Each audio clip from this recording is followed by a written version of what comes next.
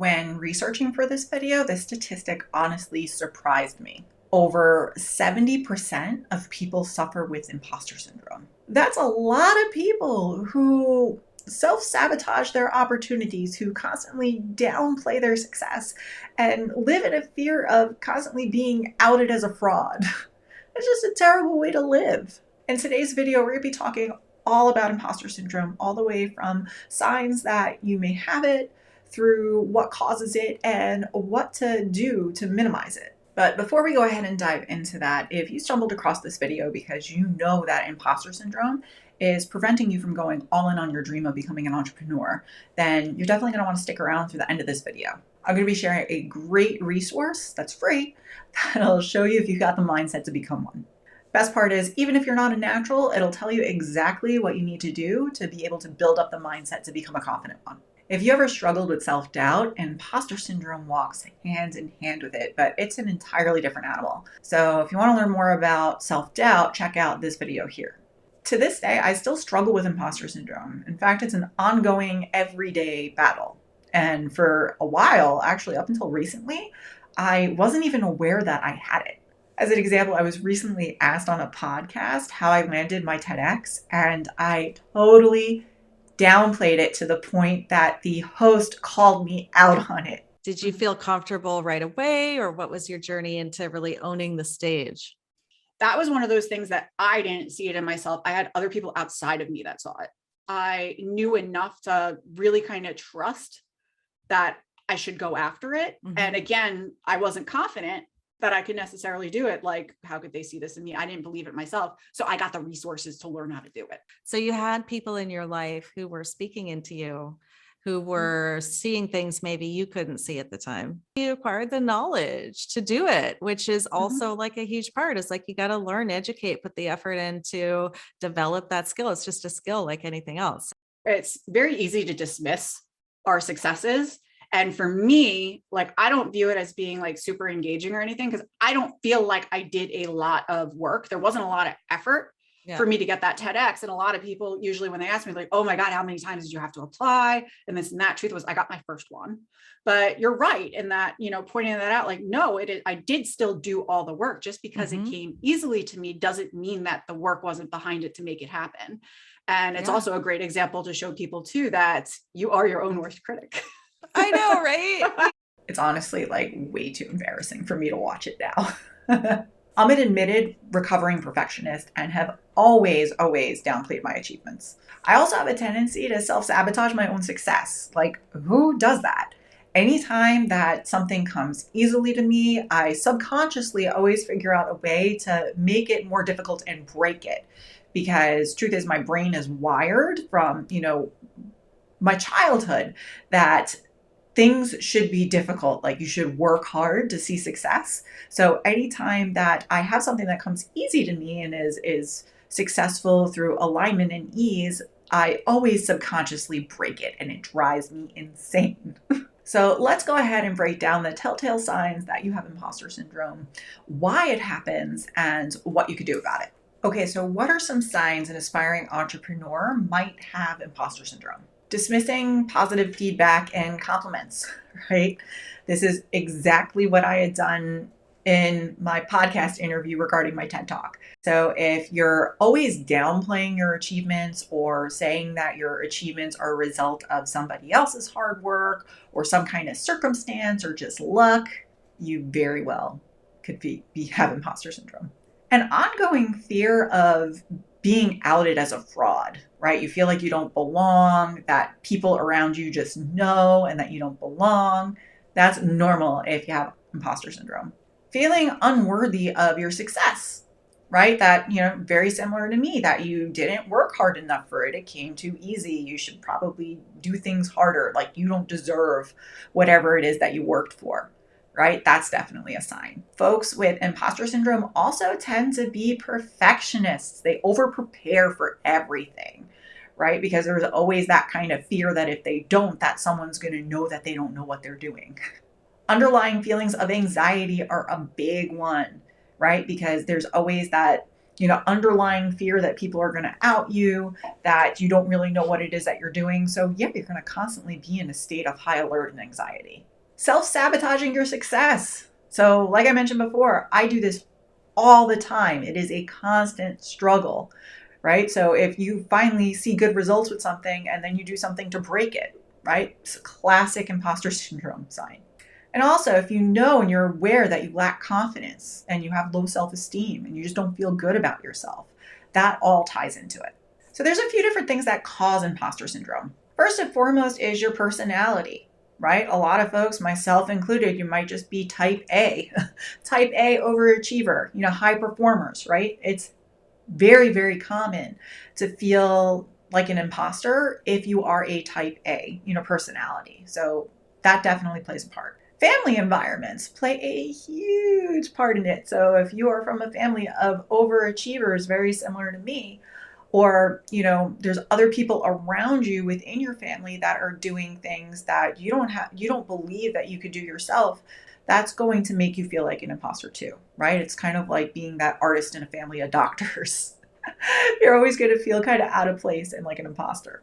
Minority stress is a big one too. So I know I in particular empathize with this because for a very long time I was a female working in an all male dominated industry, right? So just the fact that I didn't have peers around me who were like me, to compare myself to, and I was constantly being dismissed, ignored, and my ideas were put down.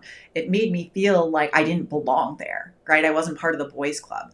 And I'm sure that, many different minorities feel the same way, being in an environment like that. So it makes it very, very common.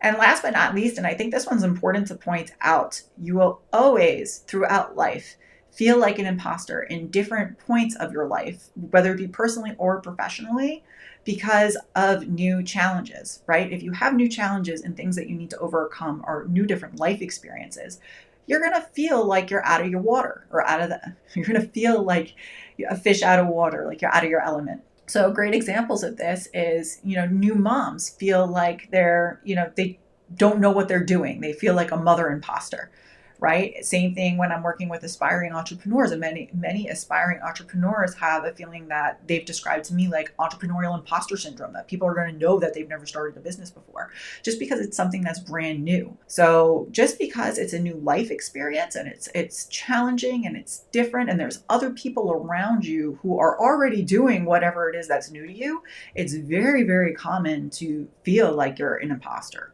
So I'd love to know which of these causes or reasons for feeling like an entrepreneur have resonated for you so far. Drop me a comment below because I'd love to talk about it. All right, so we talked about what are some of the signs that you might be feeling imposter syndrome as well as what causes it. But how exactly do you deal with it, right? How do you manage it? The first thing you have to do is stop beating yourself up over it, right? As we said before, it is more common to feel like an imposter than it is not. So having that kind of, negative self-talk on an ongoing basis is doing nobody any good at all, right? Especially yourself. So very first thing you got to do is have compassion for yourself and how you're feeling. And, know that this is a temporary place that you're at. And these are some things that you can actually do to, take yourself out. Now, the next thing to realize too is, as I mentioned before, there's going to be various life challenges or life changes that pop up in your life, whether it be personal or professional, that you're always going to feel like an imposter in some way, shape, or form. So being able to learn how to gain clarity on why you are feeling that way and what it is you need to learn to no longer feel like an imposter is the very, very first step. Right? So for example, as an entrepreneur imposter, if you're a brand new aspiring entrepreneur and you've never started a business before and you're just feeling like everybody in the business world is going to know that you have no idea what it is that you're doing. First step is to know, okay, well, what exactly is I feel like I don't know I'm doing? For a lot of the people that I work with, they might not know anything about marketing. They don't know how to generate leads. They're afraid of, talking to somebody on the phone and having a sales call because they don't know how to conduct a sales call. There's a lot of different things to learn. So it would make sense that you feel like an imposter if you don't know everything that you don't know, right? So very first step is getting clear on exactly what it is that you don't feel confident about in what it is that you're doing, so that you can then take ownership of that confidence and go out and get the skills, the education, the support that you need to be able to build up that confidence.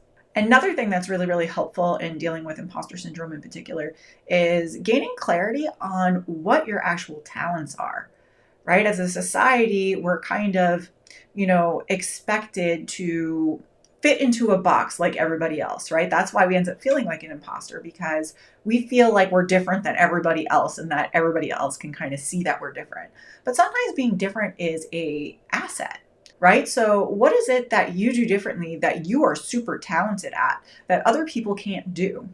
And this is really, really difficult sometimes to be able to see for yourself. So here's a really easy exercise that I walk my clients through that you can do yourself to really kind of be a mirror for you to see it for yourself. It's scary to do it. So just putting that disclaimer out there, but it's well worth it. So what I want you to do is I want you to email preferably a higher volume of people. So this isn't going to work if you only email 3 people. It will work if you email 10 to 15. Right? So I want you to email, you could do Facebook DM, whatever it is that works for you to communicate. You can even text, right? But I want you to personally contact 10 to 15 friends, family, colleagues, people that you know, love, and respect, and ask them, what do you believe my greatest strength is? That's it. Very, very simple. And, you can even let them know, hey, I'm doing this challenge that I saw in a YouTube video. And I'd really love to know, in your opinion, what do you feel my greatest strength is? You will be amazed at the responses that come back. I did this myself years ago, and it was so eye-opening. There were so many things that people saw in me that I never would have seen in myself had I not actually asked. Definitely, if you really don't know what it is that you have to bring to the table, you don't really have the confidence to believe that you have something to offer that's different, that will allow you to fit in and no longer feel like an imposter, I really, really challenge you, go through, do this exercise, because you will be amazed at how much you have to offer. So then from there, having the, compassion for yourself to work through this process, to then, knowing you have to go out and gain clarity on exactly what it is that you don't feel confident about that makes you feel like an entrepreneur. And then from there, clarity on what you already have that you're bringing to the table. It will help you not only feel like you fit in and you are not an imposter, but it'll actually help you see that you have way, way more to offer others than they necessarily have to offer you. So it's really a giant, huge confidence boost and will help you in the long run.